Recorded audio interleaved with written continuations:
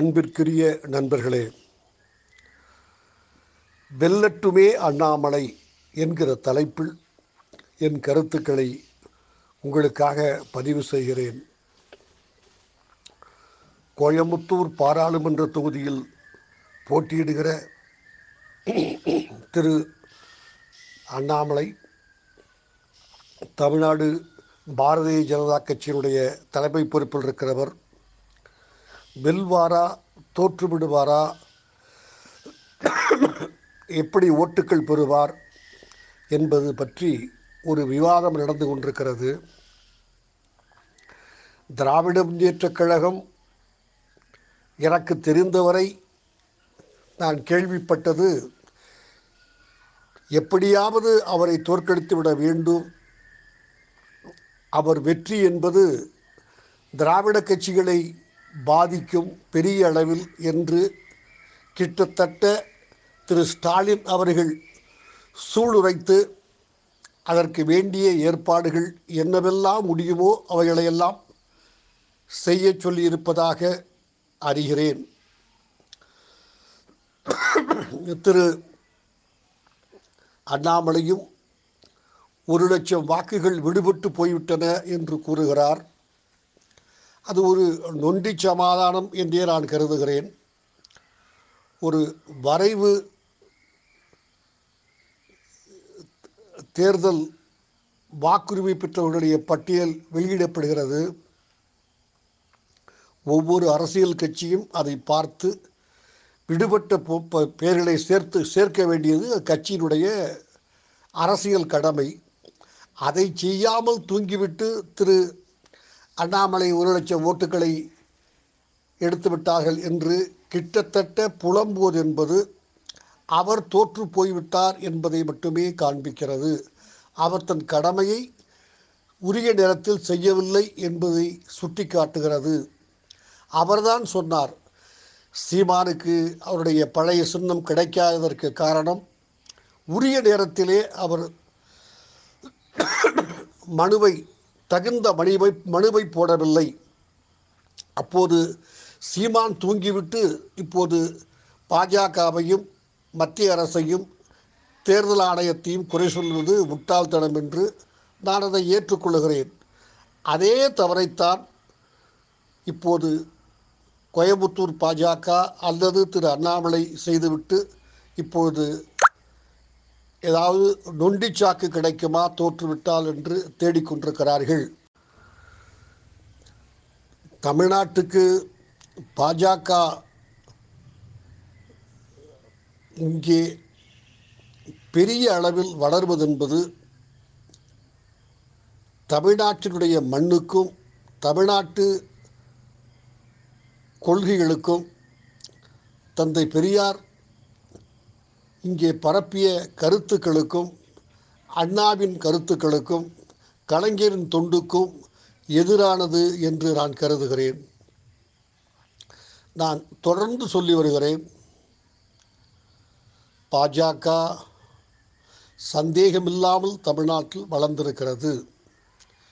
அதை இல்லை என்று சொல்வது முழு பூசணிக்காயை சோற்றில் மறைப்பது போல். எந்த அளவுக்கு வளர்ந்திருக்கிறது என்று ஒரு காமெடியாக சொல்ல வேண்டுமானால், 2 சப் இன்ஸ்பெக்டர்கள் நாகப்பட்டினம் என்று கருதுகிறேன் பணியில் இருக்கிறவர்கள், அவர்கள் அண்ணாமலை ஒரு ஐபிஎஸ் ஆஃபீஸர் மாநில தலைமை பதவிக்கு வந்துவிட்டாரே என்று ஈர்க்கப்பட்டு பணியில் இருக்கிற போதே திரு அண்ணாமலை பதவியை விட்டுவிட்டு ஒரு அரசியலுக்கு வந்தார். பதவியிலிருந்து விலகி வருவது என்பது புரிகிறது. இந்த 2 சப் இன்ஸ்பெக்டர்களும் பதவியில் இருக்கிற போதே சேர முயற்சித்திருக்கிறார்கள், சேர்ந்திருக்கிறார்கள். இன்னும் சொல்ல போனால் சரியான நேரத்தில் தமிழக அரசு கண்டுபிடித்து அவர்களை இடைக்கால சஸ்பெண்ட் செய்து வைத்திருக்கிறார்கள். அந்த அளவுக்கு பாஜகவினுடைய வாக்குறுதிகள், பாஜகவில் சேர்ந்தால் பதவி கிடைக்கும், கான்ட்ராக்ட் கிடைக்கும், சில தொழில் செய்கிற போது பாதுகாப்பு கிடைக்கும் என்கிற எண்ணத்தை உண்டாக்கியிருக்கிறார்கள். எனவே பாஜக தமிழ்நாட்டில் வளர்ந்திருக்கிறது. அதை மறுப்பது தவறு என்று நான் மிக உண்மையாக கருதுகிறேன். ஆனால் பாரதிய ஜனதா கட்சி தமிழ்நாட்டில் வளர்வது நல்லதா என்ற கேள்வி எழுமானால் மிக நிச்சயமாக அது தவறு. ஆட்சிக்கு வருகிற அளவுக்கு அவர்கள் வளர்வதென்பது தமிழ் மக்களுக்கு விரோதமானது என்று நான் கருதுகிறேன். அவருடைய பொது சிவில் சட்டம், ஒரே நாடு ஒரே தேர்தல், இப்படிப்பட்ட விஷயங்களெல்லாம் பல்வேறு ஜாதிகளை, மதங்களை, பல்வேறு பிரிவுகளை உள்ளடக்கிய இந்தியாவை உடைத்துவிடக்கூடிய, இந்தியா சிதறிவிடக்கூடிய ஆபத்து அதில் இருக்கிறது. எனவே அவர்கள் இங்கு வரக்கூடாது என்றே நான் ஒரு கொள்கையின் அடிப்படையில் விரும்புகிறேன். அவர்கள் அடுத்து வருகிற இன்னும் ஒரு 3, 4, 5 மாதங்களில் உள்ளாட்சி தேர்தல் வந்துவிடும். உள்ளாட்சி தேர்தலில் ஒருவேளை இன்றைக்கு அவர்களுக்கு இருக்கிற கூட்டணி, பாட்டாளி மக்கள் கட்சி கூட்டணி தொடரலாம்.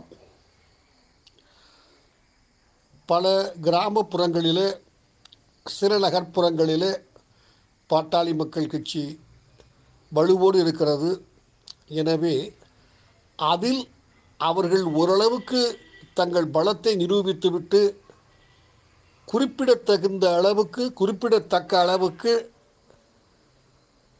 குறிப்பிடத்தக்க எண்ணிக்கையில் ஜெயித்துவிட்டால் அவர்கள் இன்னும் அதிகமாக வளர்ந்திருக்கிறார்கள். எனவே சட்டசபை தேர்தல் அது எப்போது வந்தாலும் அதில் அவர்கள் வெல்லக்கூடிய அல்லது மிக பெரிய கட்சியாக கணிசமான இடங்களை பெறக்கூடிய சட்டமன்றத்தில், தமிழ்நாடு சட்டமன்றத்தில் நிலை ஏற்பட்டு விட்டது என்கிற எண்ணத்தை ஏற்படுத்தக்கூடும். அப்படிப்பட்ட எண்ணங்கள் உருவாவது தவறல்ல. ஆனால் நான் முன்பே குறிப்பிட்டது போல் அவர்கள் மத துவேஷம், முஸ்லிம் மக்கள் இந்த நாட்டை விட்டு வெளியே அனுப்ப வேண்டும் என்றே கிட்டத்தட்ட நினைக்கிறார்கள். கிறிஸ்தவர்களை வெறுக்கிறார்கள். மத விரோத பேச்சுக்களை கொஞ்சமும் அஞ்சாமல், யோசியாமல் துணிந்து பேசுகிறார்கள். இந்தியா என்பதே கூட இந்துவா என்று பெயர் மாற்றினாலும் மாற்றிவிடுவார்கள். எனவே அவர்கள் இங்கே வளர்வது சரியல்ல என்று நான் கருதுகிறேன். என்னுடைய கணிப்பு என்பது மத்தியில் அவர்கள் மிக நிச்சயமாக ஆட்சியை பிடித்து விடுவார்கள். பாஜக நான் குறிப்பிட்டு சொன்னதை போல இந்த இந்தியா அல்லது காங்கிரஸ் கூட்டணி ஒரு பலம் பொருந்திய கூட்டணி அல்ல. நெல்லிக்காய் மூட்டை அவிழ்த்தால் திக்குக்கு 7 என்று ஓடிவிடும். அவர்கள் ஜெயித்தால் நாட்டுக்கு அதுவும் ஆபத்து. இது ஒருவை ஆபத்தென்றால் பாஜகவினுடைய வெற்றி. அவர்கள் ஜெயித்தால் பாஜகவினுடைய வெற்றி என்பது மக்களை பிளவுபடுத்தும். ஆனால் காங்கிரஸ் கூட்டணி அல்லது இந்தியா கூட்டணி வெல்லுமானால் இந்தியாவினுடைய இறையாண்மைக்கும் பாதுகாப்புக்குமே ஆபத்தாக முடியும் என்று நான் அஞ்சுகிறேன். இந்த பின்னணியில் பாஜக இங்கு வரக்கூடாது என்று நான் உறுதியாக கருதுவதனால் திரு அண்ணாமலை இங்கிருப்பதை விட பாராளுமன்றத்துக்கு செல்வது நல்லது, தமிழ்நாட்டின் நலன் கருதி என்று நினைக்கிறேன். அவர்கள் மத்தியிலே மந்திரியாகக்கூடிய வாய்ப்புள்ளவர்கள் கன்னியாகுமரி தொகுதியிலே பொன்னார் ஜெயிக்க வாய்ப்பில்லை என்று கேள்விப்படுகிறேன். வேறு யாரும் ஒரு மந்திரியாகக்கூடிய அளவுக்கு வாய்ப்புள்ளவர்கள் இல்லை என்றே தெரிகிறது. திரு முருகன், முருகன் இன்றைக்கு மந்திரியாக இருந்தாலும் அவர் சர்வ நிச்சயமாக நீலகிரியில் திரு ராஜாவிடம் தோற்று போய்விடுவார். ஒரு பலமான வாக்கு வித்தியாசத்தில் தோற்று போவார். அப்படி ஒரு நிலைமை ஏற்படுமானால் அவர் மந்திரி பதவியில் தொடர அனுமதிக்க மாட்டார். ஒரு பொதுவான ஒரு நடைமுறை என்பது இப்படி பாராளுமன்றத்துக்கு போட்டியிட்டு அந்த நாடாளுமன்ற தேர்தலில் தோற்று போனால் அவர்களுக்கு மந்திரி பதவி வழங்கக்கூடாது என்கிற ஒரு நடைமுறை பொதுவாக இருக்கிறது. அது ரொம்ப ஸ்ட்ரிக்டாக கண்டிப்பாக அதில் எந்த விதமான எக்ஸப்ஷனும் இல்லாமல் அவர் பின்பற்றுகிறார்கள் என்று நான் சொல்லவில்லை. ஆனால் அவர் தோற்றுவிடுவார் என்று அவர்களுக்கு முன்பே தெரியும். அதனால்தான் அவருக்கு ராஜ்யசபா எம்பி பதவியை மீண்டும் கொடுத்தார்கள். அநேகமாக அந்த ராஜ்யசபா பதவியோடு அவரை விட்டுவிடுவார்கள். இங்கு தோற்றால், நீலகிரியில் தோற்றால், இந்த பின்புலத்தில்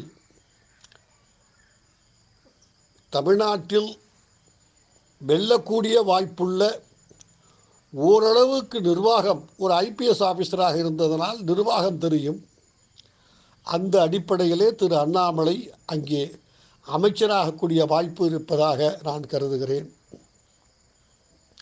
அந்த வகையில் தமிழ்நாட்டில் பாஜக தொடர்ந்து வளரக்கூடாது என்று நான் நினைக்கிற காரணத்தால் இதை என்ன பின்னணியில் தான் சொல்லுகிறேன். அவர் வென்று மத்தியில் ஒரு அமைச்சராக போய்விட்டால் தமிழ்நாட்டில் பாஜக வளர்வது தடைபடும். நான் பலமுறை மனம் திறந்து பாராட்டியிருக்கிறேன். இதுவரை தமிழ்நாட்டிற்கு வந்த பாரதிய ஜனதா கட்சியினுடைய மாநில தலைவர்களில் இவர்தான் மிகச்சிறந்தவர்.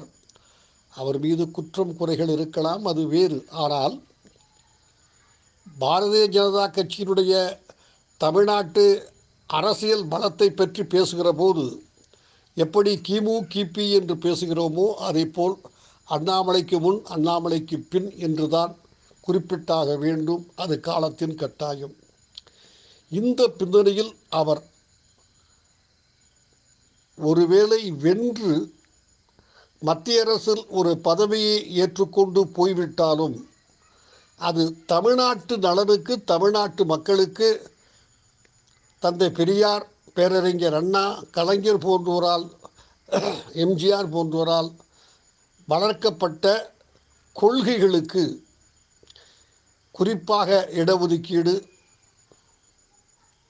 சமுதாயத்தின் அடித்தட்டில் இருக்கிறவர்களுக்கு கைதூக்கி விடக்கூடிய கொள்கைகள், அந்த கொள்கைகள் திரு அண்ணாமலை தமிழ்நாட்டிலிருந்து வெளியே இருந்தால் அந்த கொள்கைகள் தமிழ்நாட்டில் அதிமுகவுக்கும் பொருந்தும், இது திமுகவுக்கும் பொருந்தும்.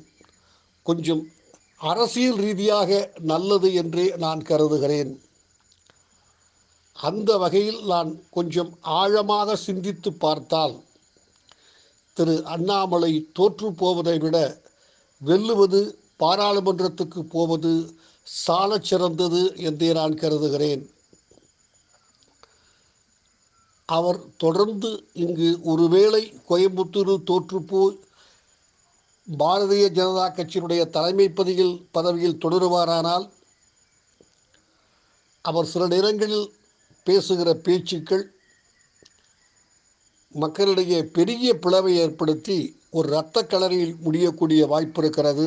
எனவே திரு அண்ணாமலை வெல்லட்டும், மத்திய பாராளுமன்றத்துக்கு போகட்டும், ஒரு அமைச்சராக பதவியேற்கட்டும், அவரால் ஆன பணியை செய்ய வேண்டும், செய்யட்டும் என்று வாழ்த்துகிறேன். ஏனெனில் என்னுடைய கருத்தில் அதுதான் தமிழ்நாட்டுக்கு நல்லது என்று நான் கருதுவதால்.